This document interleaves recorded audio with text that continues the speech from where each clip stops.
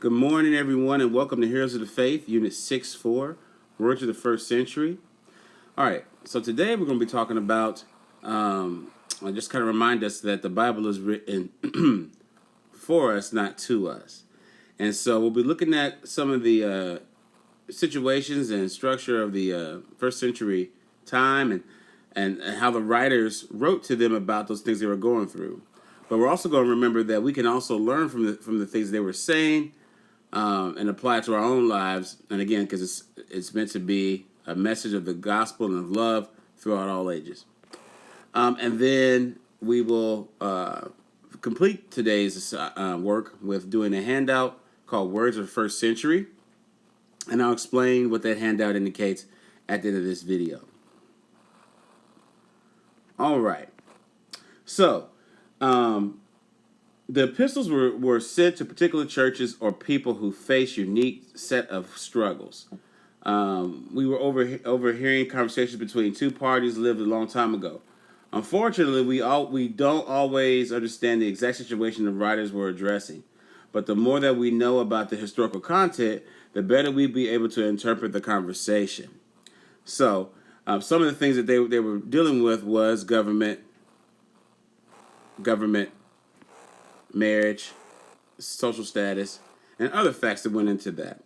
And so when we're reading these particular books in the New Testament, these issues particularly come up. And so how to honor Caesar, or how to be a good husband or a good wife or a good father. Being slavery was a issue back then, and what it meant to be a slave and what to be a master.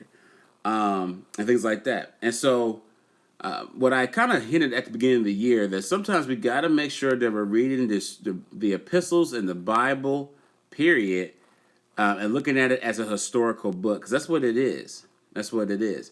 But sometimes I think we get confused and we try to put our own,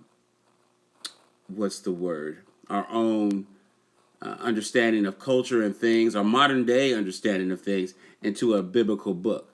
And we can't do that. We have to look at it as it is ancient historical book, but that still holds great value today. So, if you look at this little chart I made, little diagram or chart, you can just see the comparison, because today we have a democracy. Well, back then they didn't have a democracy. The Roman Empire was in charge. And if there was corrupt politicians today, we have freedom of speech and we can protest. And you've seen protests, you've even seen people rise up and things like that. And sometimes protests can turn into riots, unfortunately. Well, back then there were corrupt leaders, and the opportunity for people to speak up against them was small. There was little opportunity for that. And if they did do that, they were arrested and killed. Rioters are arrested, but sentenced to death. Things are a little bit more softer today than they were back then. When it comes to marriage, you have proposals. Well, back then, marriages were arranged, and today we have equal partnerships and things like that, and we even have modern families today. If you know what that means, same sex and things like that. Because of the way we have and our culture has sort of advanced in that particular area, if that's an advantage, but. We also have, but back then though there were arranged marriages, and the husband was in charge. Homosexual marriage wasn't a thing back then. Single parent homes, where there's just a mother taking care of a family, wasn't a thing back then, or wasn't. Today you see it all the time, but back then it wasn't like that. If a woman lost her husband, she was done. So that was that culture. Social status. We have rich, middle class, and poor.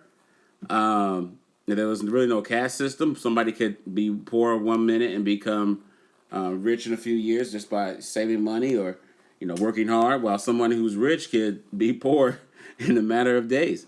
It just happens that way. But back then, social status, the social ladder was hard to move up.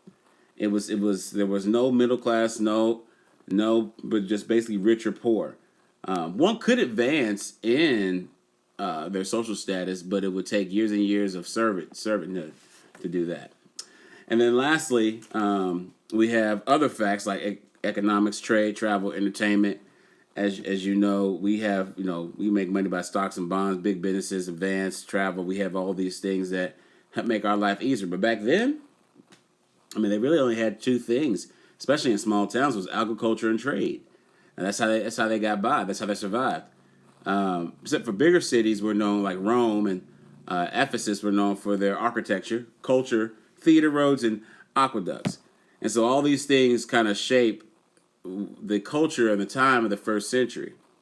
So when Paul and Peter and James and John are, discussing these things with these individuals, they're not looking to the future using our modern understanding to preach to them. They're looking at where they are right then and there.